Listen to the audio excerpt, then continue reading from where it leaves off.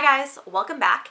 In today's video, I'm going to be revisiting my goals that I set for 2019 and talking about new goals that I'm setting for myself in 2020.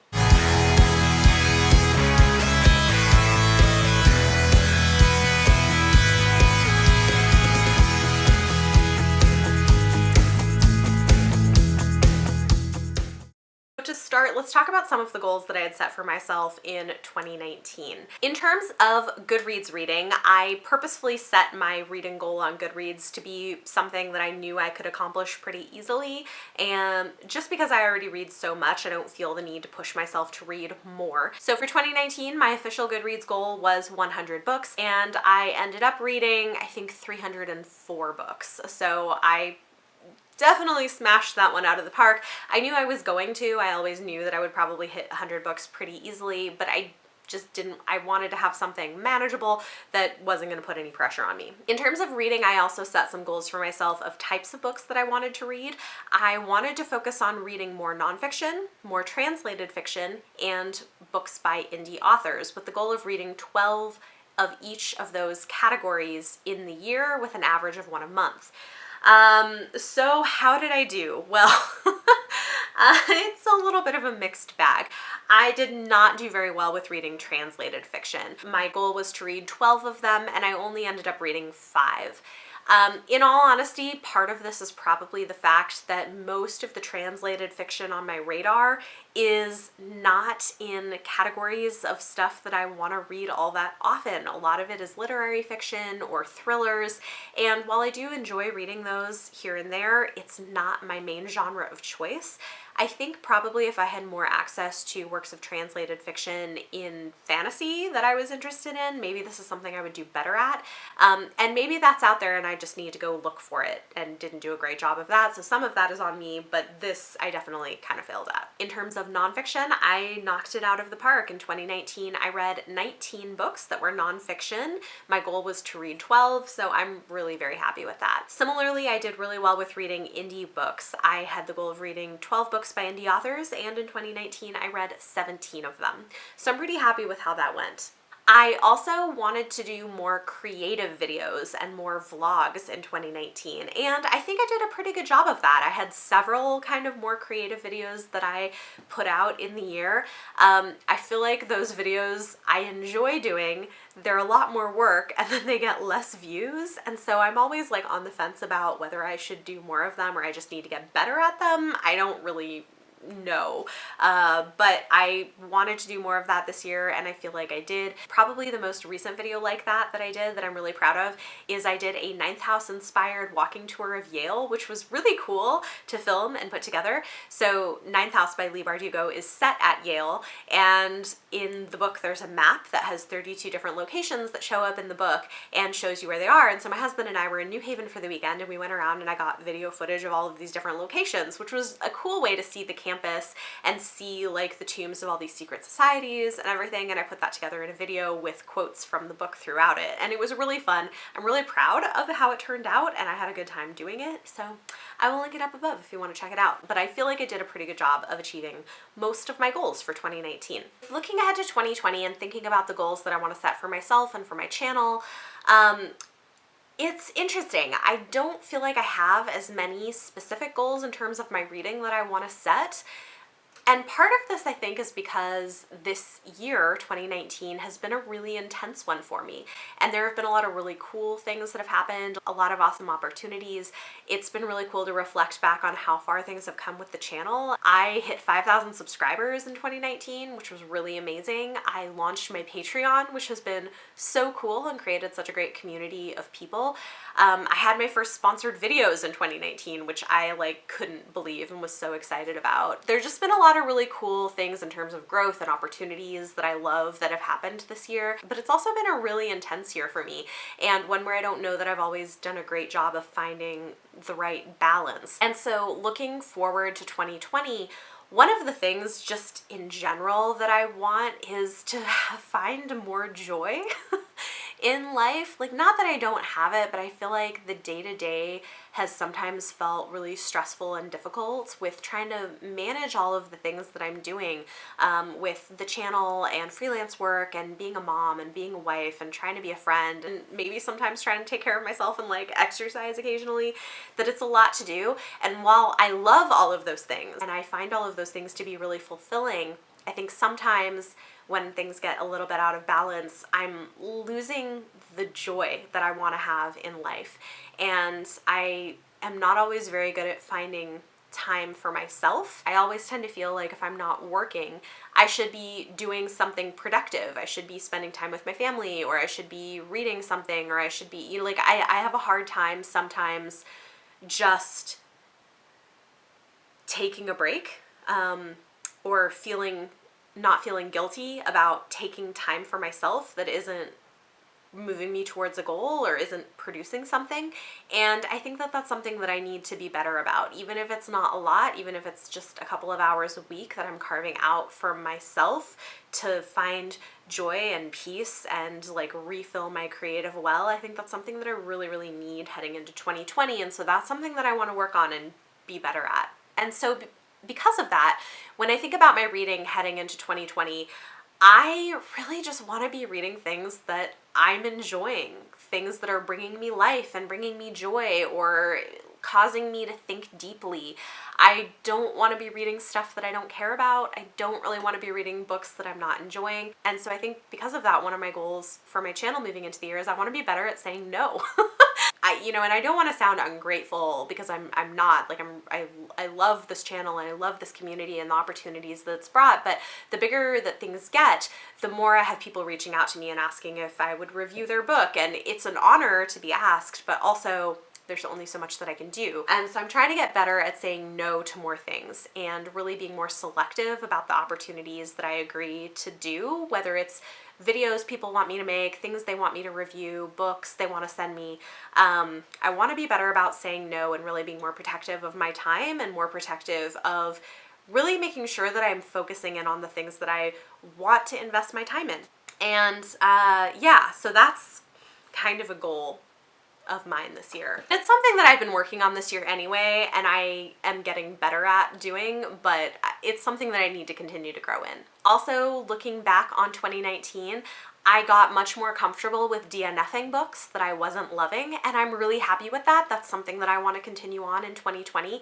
I think this last year I DNF'd just shy of 30 books. And I'm really happy with that. Especially given how much I read over 300 books this year. And so the fact that I'm DNFing things that I'm not loving, including sometimes things that I have for review, I'm really pleased with. And that's something that I want to continue to do next year as well, where if I'm not loving something, I'm not enjoying reading it, I'm not finding value in continuing to read it, or it's not something that I feel like I really should be reviewing for you guys, if it's like mediocre even, I want to continue to feel okay about DNFing those books and really focusing my time on things that are bringing me joy or things that are really useful for the community. In terms of my reading, one thing that's not going to change moving forward is I do want to continue reading books that emphasize diversity in all of the different ways that that can be thought about, whether it's race, ethnicity, gender, sexuality, disability, neurodiversity, country of origin. Those are all things that I really care a lot about. I care about seeing those things represented in literature and lifting up diverse voices in the books that I'm choosing to read and review. And so that is also something moving into 2020 that I want to continue to do.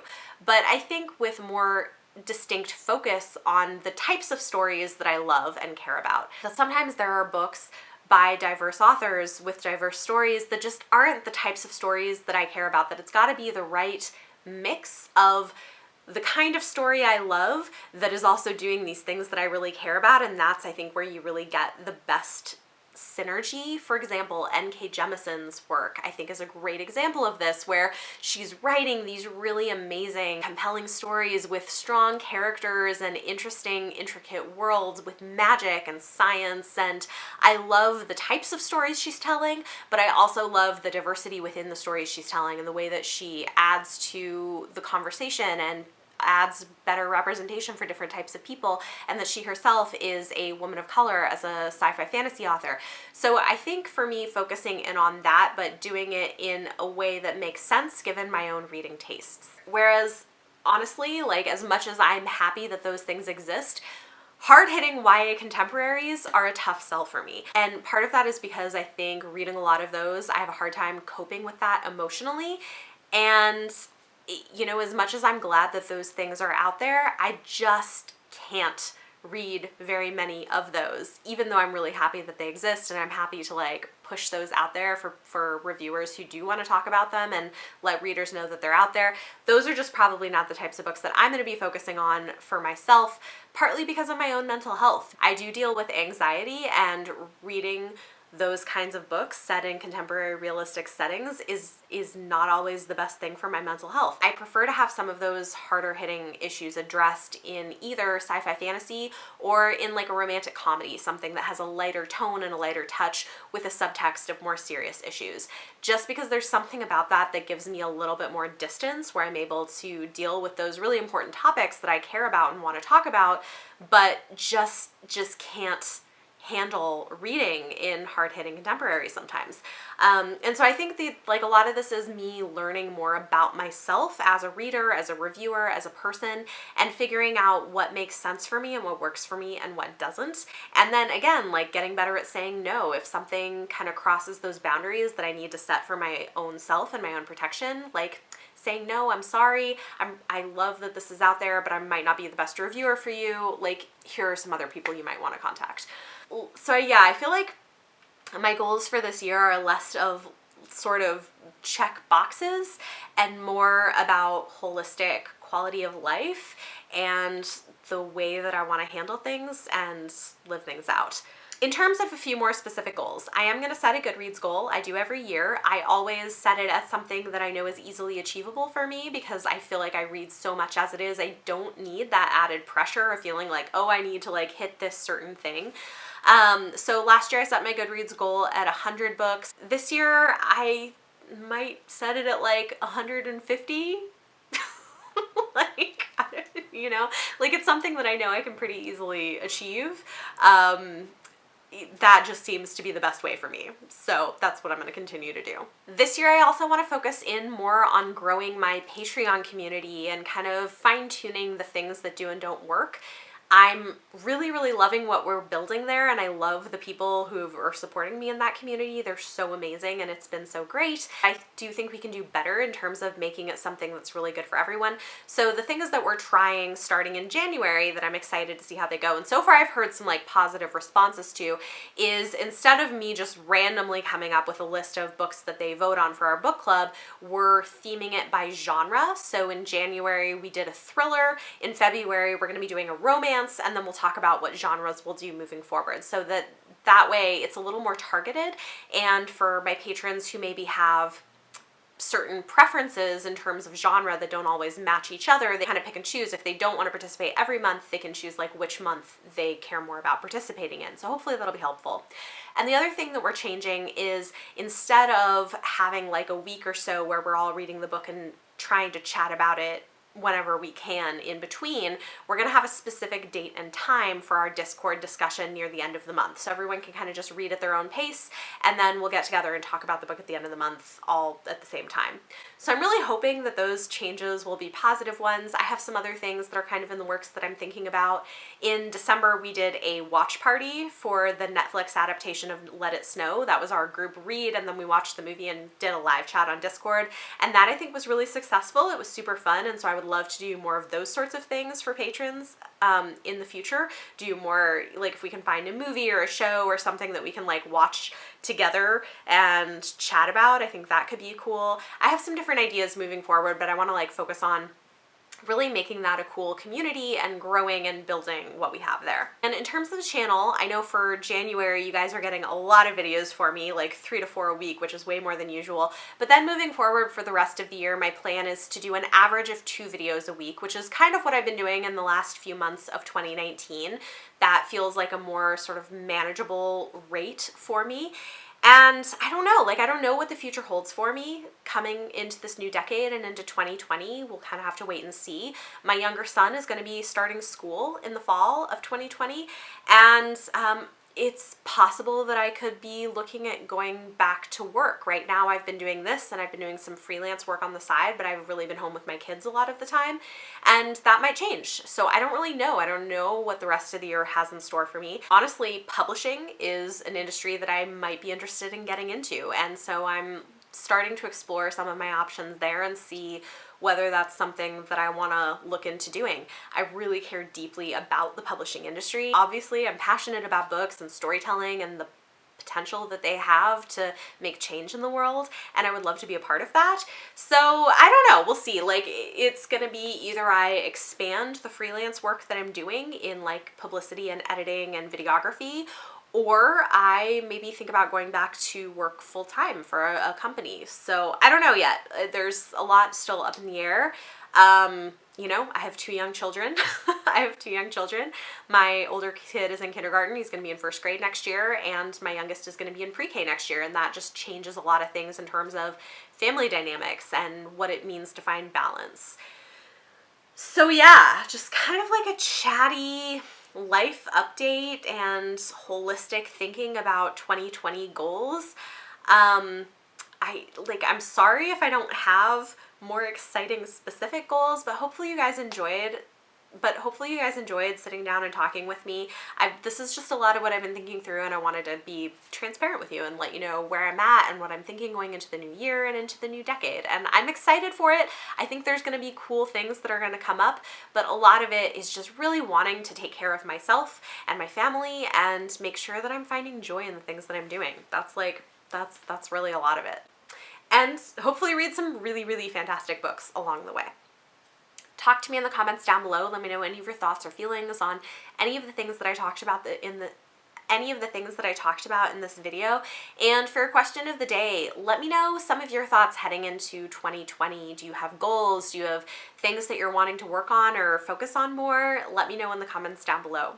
If you guys like this video, give it a thumbs up. Subscribe if you want to see more. Thank you so much for watching, and I will see you next time.